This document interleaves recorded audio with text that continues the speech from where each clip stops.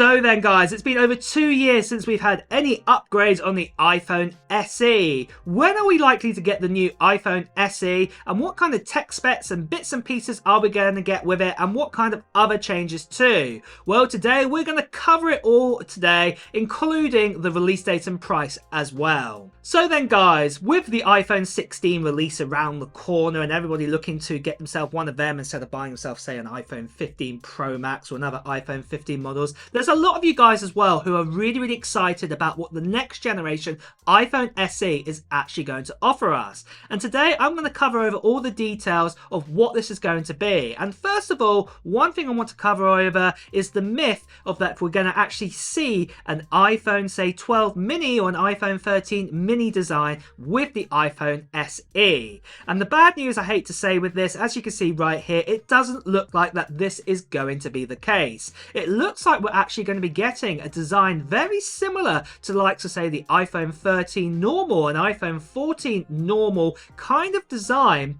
But as you can see here with these CAD drawings, one of the big differences in good old SE tradition, it will just have one camera on the rear of this phone. And with that, as I said, as it's based on an iPhone 13 and iPhone 14 design, it does actually mean that the actual design or the actual size of the screen is going to probably be about a 6.1 inch display this time round. Especially with the fact that we've actually know that with the iPhone 16 Pro and the iPhone 16 Pro Max, the actual display sizes are going up to 6.3 inches, as you can see as the base model. But it looks like this time then for the iPhone SE, this is going to be the new 6.1 inch display what's going to come in now. And before you guys get all disappointed that this, this is going to be far larger, in actual fact, the actual iPhone 13s and the iPhone 12 design size is almost a very similar size to the actual iPhone SE right now. It is slightly larger, but not by much. But the main difference is obviously with an iPhone 13 and iPhone 14 is you get that full display size. So obviously it's literally inch to inch, it's literally edge to edge there. What we will get this time around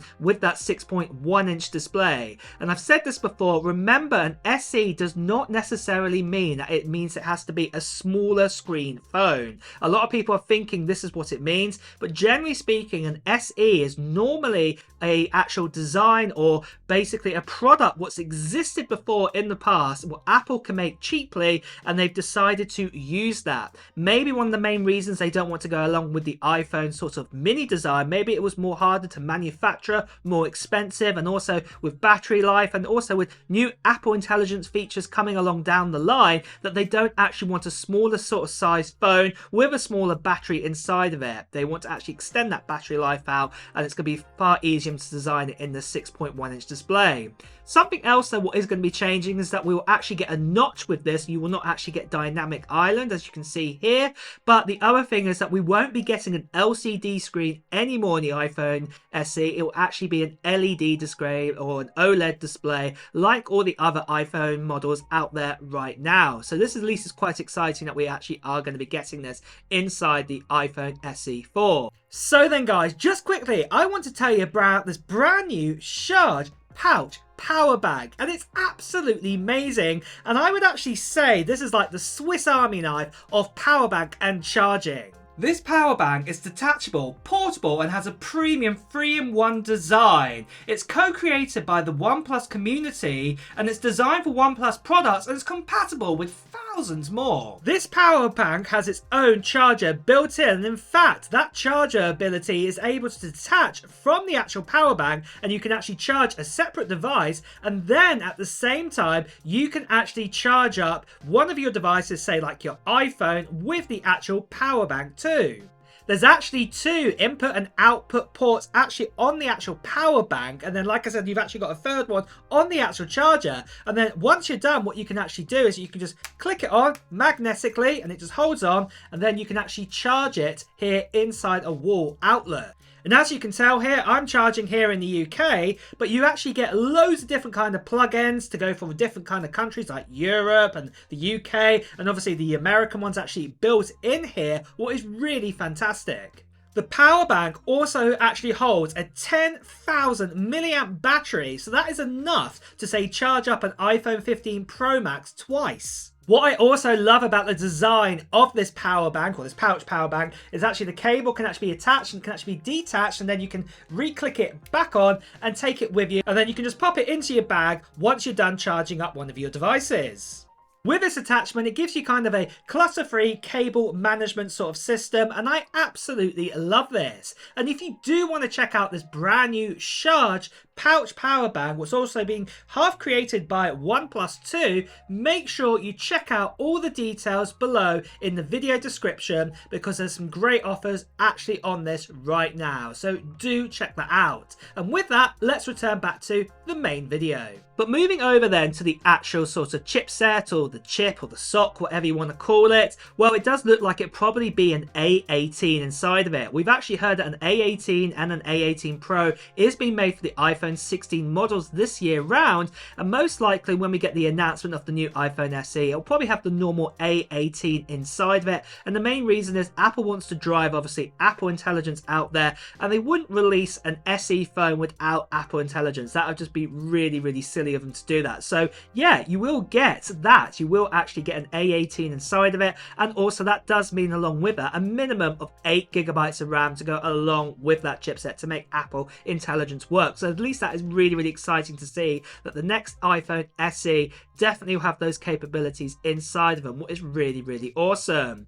For the actual main camera on the rear though, most likely this will just be a standard single 48 megapixel camera lens, very similar to the likes of what we've had in the last sort of iPhones that we've had, like the iPhone 15 and also the likes of the iPhone 15 Pro models. So this is going to be really, really good to actually see this go inside a SE model for the first time. But generally, all the other usual features will come along with it. We'll also get USB-C for the first time in an SE phone. We'll also get 5G capability. We might also get Wi-Fi 6E or Wi-Fi 7 if that rolls out on the iPhone 16s with the A18. We'll just have to wait and see. But generally, it'll just be the usual kind of bits and pieces inside of this iPhone SE model. But then, moving on to the actual release date and price of the iPhone SE. When are we expected to get it, and how much will it cost us? Well, most likely the actual release date of this iPhone SE won't be now till 2025, because obviously the iPhone 16s to replace the iPhone 15 models, that's going to have to happen first, and they won't release an SE with the 16s. It won't happen. Apple just won't do that.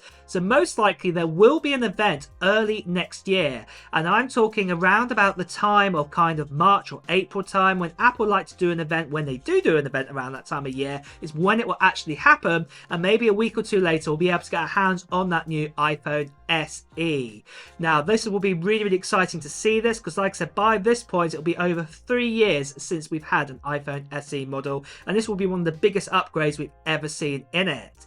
For the actual cost of this new iPhone SE, most likely, as we're getting a brand new design or a used design of the past, also Apple Intelligence, A18 and all of that good stuff too, the current price probably might increase. At the moment it costs $429 US for an iPhone SE, but probably this will increase up to $499 US. But on the positive side of it, you've got to see this will be now the cheapest Apple device with Apple Intelligence for under $500.